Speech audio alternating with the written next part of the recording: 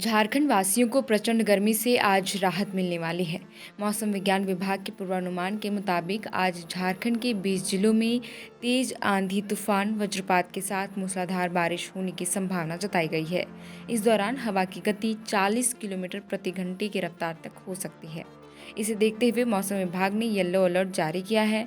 बता दें कि कोडरमा, हजारीबाग, रामगढ़, लोहरदगा, गुमला, सिमडेगा, पश्चिमी सिंहभूम, खूंटी, रांची, सरायकेला खरसावा, बोकारो, पूर्वी सिंहभूम, धनबाद, जामताड़ा, गिरिडीह, देवघर, दुमका, पाकुड़, गोड्डा और साहिबगंज जिला शामिल है, जहां बारिश होने के आसार हैं। वहीं पलामू, गढ़वा, लातेहार और चतरा में किसी तरह का बदलाव देखने को नहीं मिलेगा। इन 4 जिलों में तपती गर्मी से लोगों को किसी तरह की राहत नहीं मिलने वाली है।